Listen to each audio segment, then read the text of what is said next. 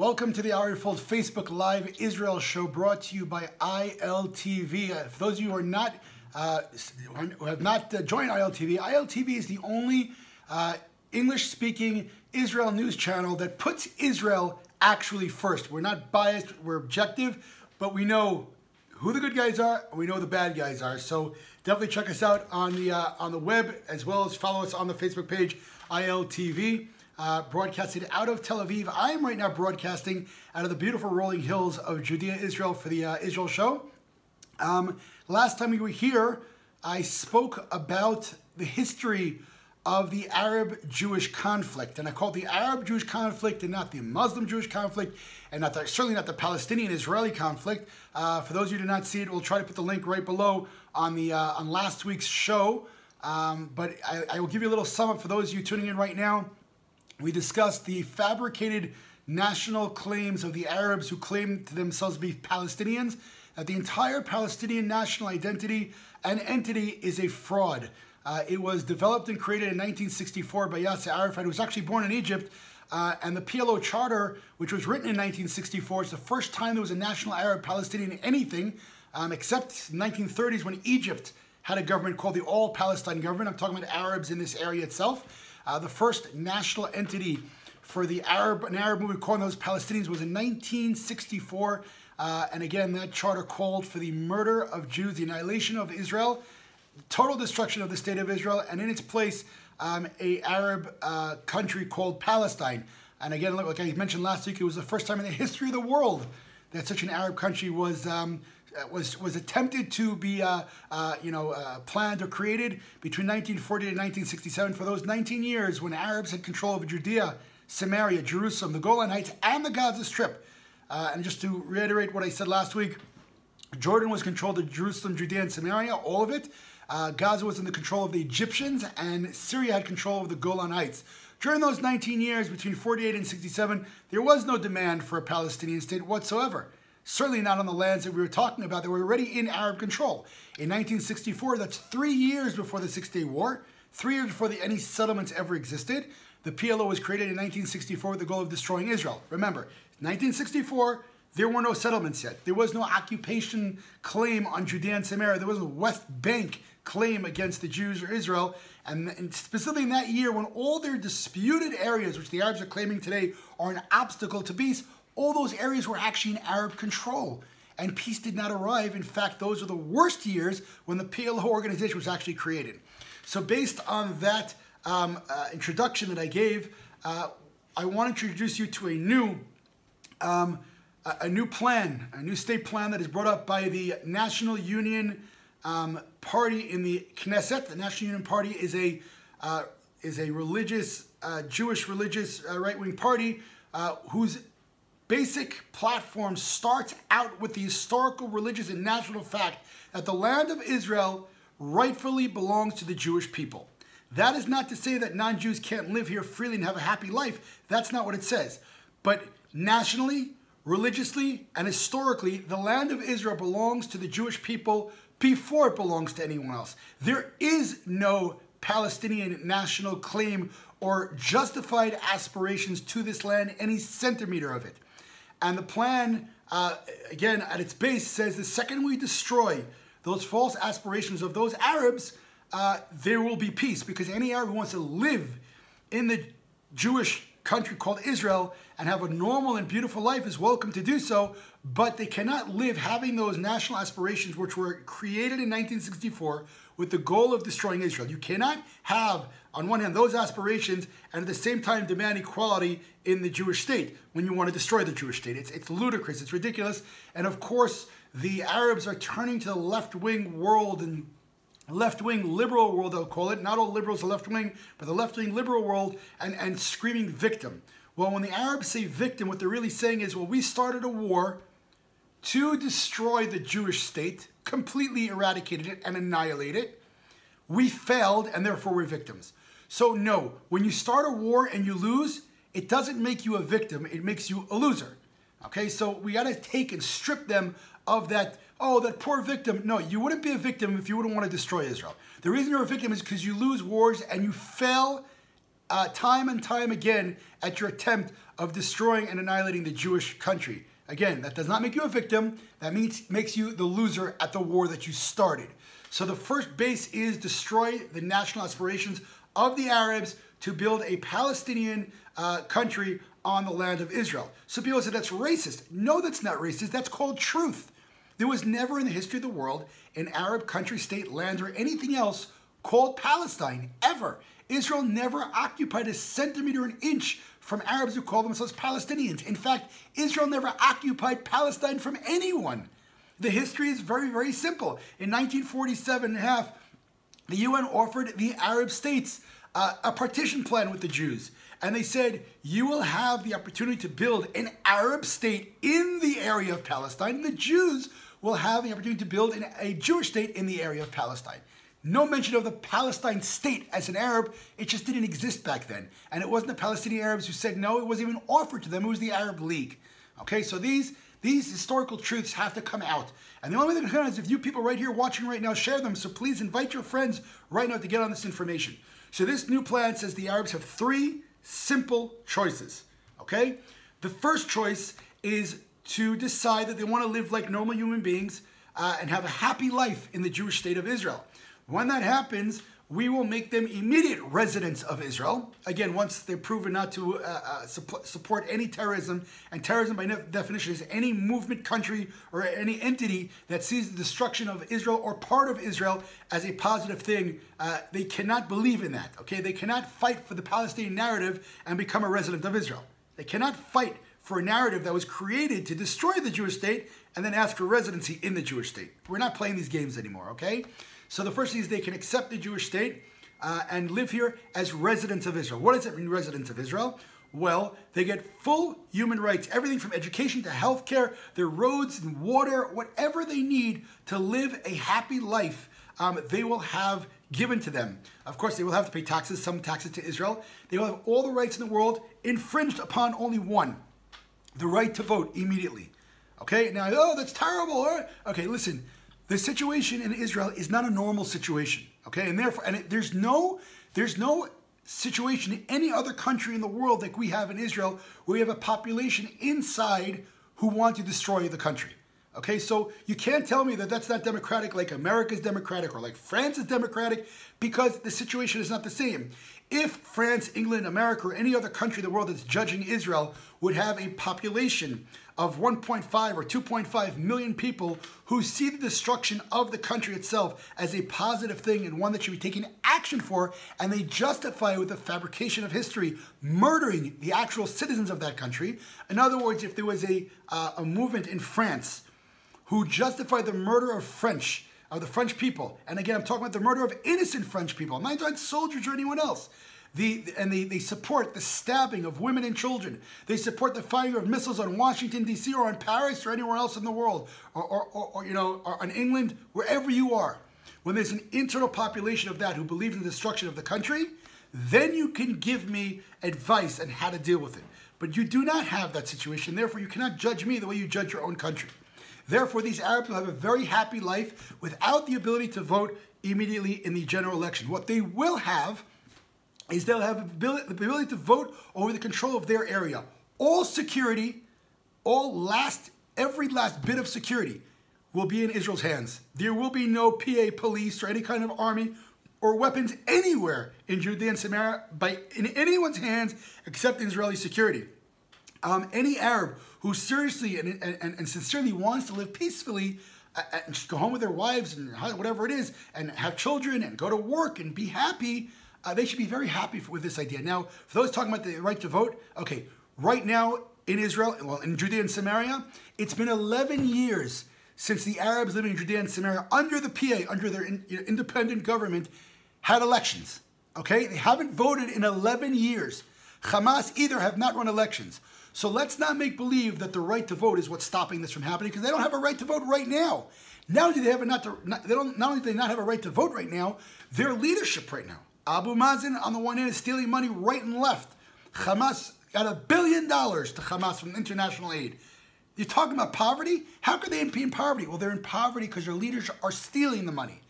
And when it comes to Israel, the second that we implement this plan and those who want to live as residents of Israel, they will no longer be under that. Their roads will be built, their schools will be built, their medical plans will be covered. Everything they have to worry about to live life as normal human beings will be covered. They will also have the ability to pick their representatives in their areas and village, whatever you want to call it, so that when they do have to talk to the authorities in Israel, we have a person to talk to. And our goal is very simple, to make their lives good. Now, that's residency. If one wants to become a citizen, yes, there's a long road, but they can do it. Why is there a long road, you ask?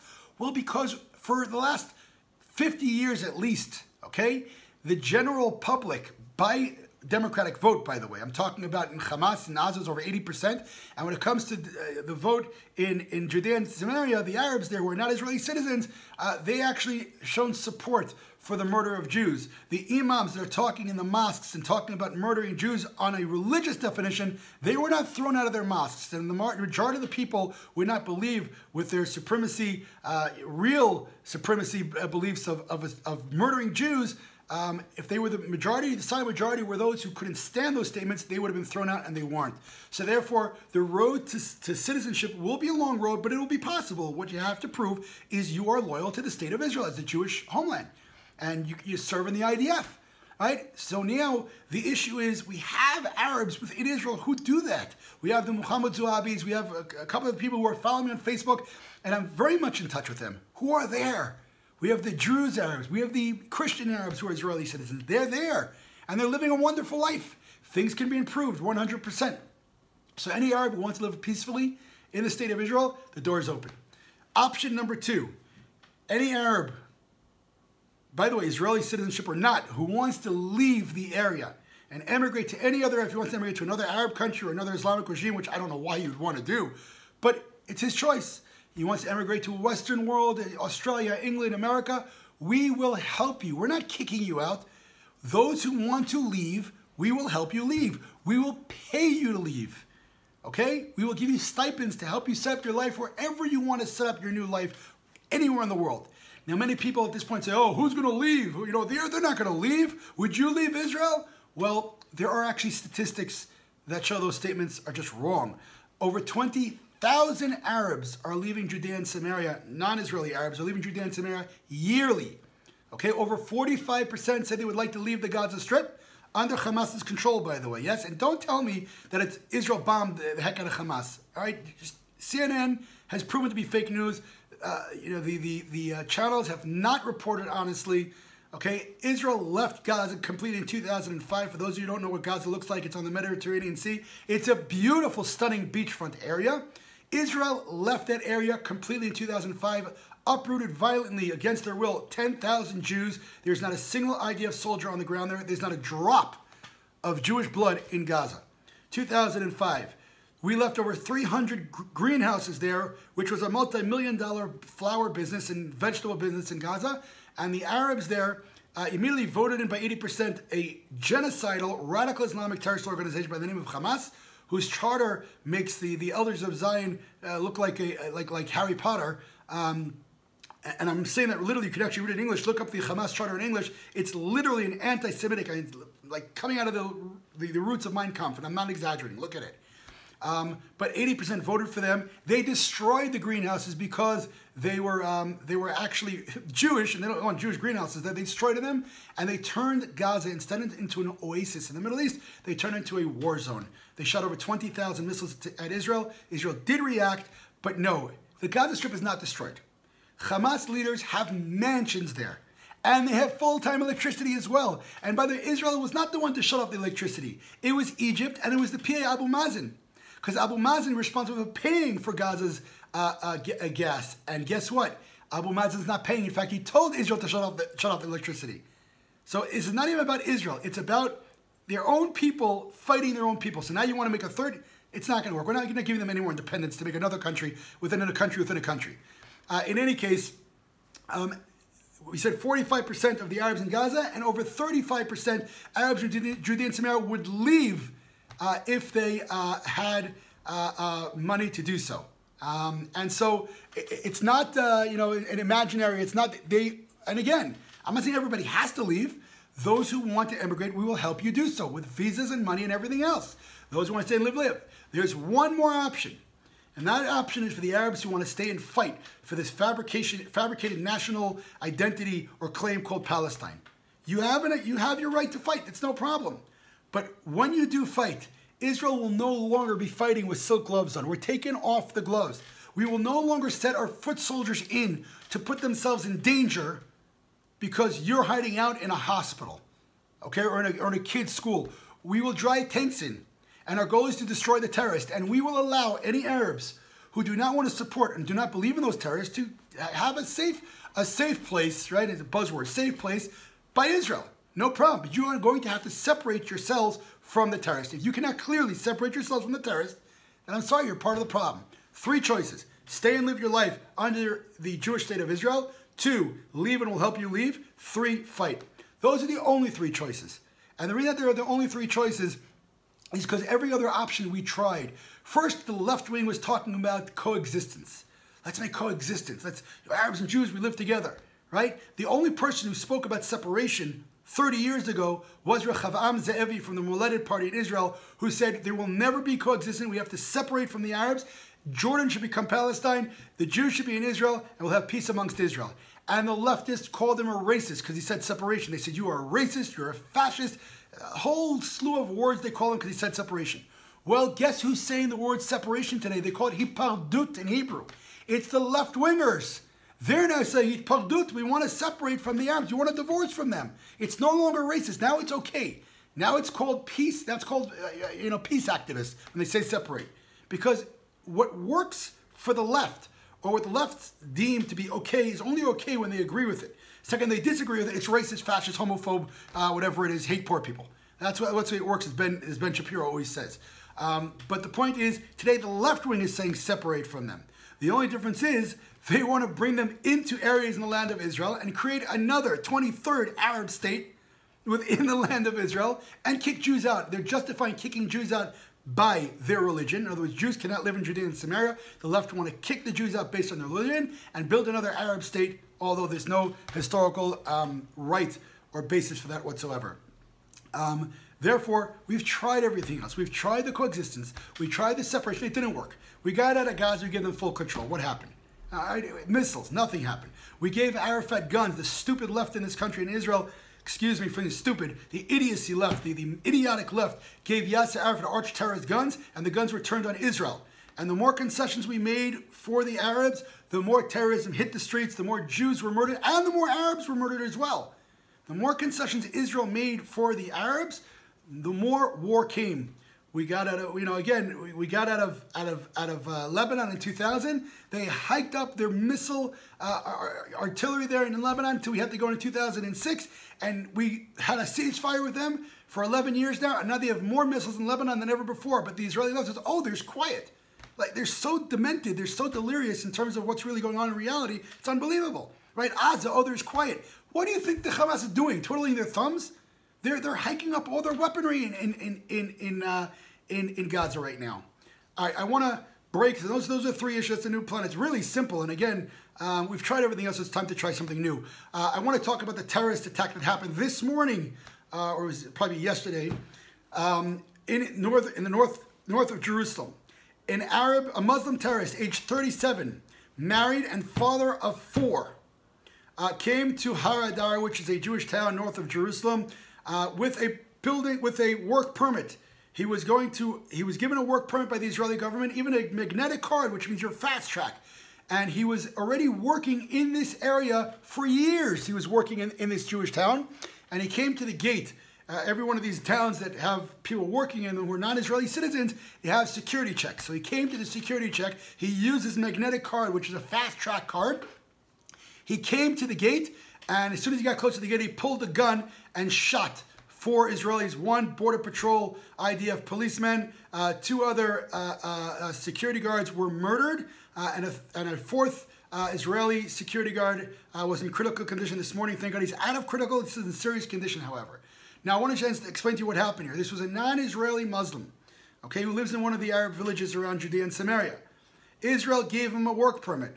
Israel gave him a fast-track card. He had no excuse. There was no issue of occupation or poor family or he can't work, he can't travel. It was open to him. It was open to him. And he used those rights. He used those rights to murder 3 Israeli security personnel and injure a 4th. And the problem, I'll say it again, is you cannot have someone believing or fighting for a Palestinian narrative when that narrative was created in 1964 with the goal of destroying Israel.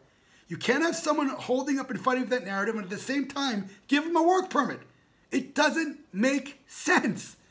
Boom. It doesn't make sense. You can't have someone, okay, who wants to murder your family and you give them the keys to your house. You can't do that. It doesn't make any sense. It's cruel. It's cruel. It's not peace activism. It's ludicrous. It's suicide. So Israel, therefore, Israel must have the Arabs decide. Do they want to fight for this fabricated claim of Palestine, or do they want to live a normal life? They have their choice, but you can't have both together. You cannot light the bomb and expect me to allow you to walk in to blow up and murder people. It's got to stop. Now, of course, what was the reaction by the Hamas organization? Hamas organization said that they praised the action, of course, and this is just another chapter in the Al-Quds Intifada. Al-Quds in Arabic means the farthest place. They're hinting to Jerusalem, and Intifada is a code name for Islamic terrorism. Intifada, they call it the struggle. Of course, you have left-wingers in America, including the Jewish Voice for Peace and all these ridiculous left-wing, Jewish organizations. I say Jewish like this, not because they're not religious or this, because they're not even culturally Jewish.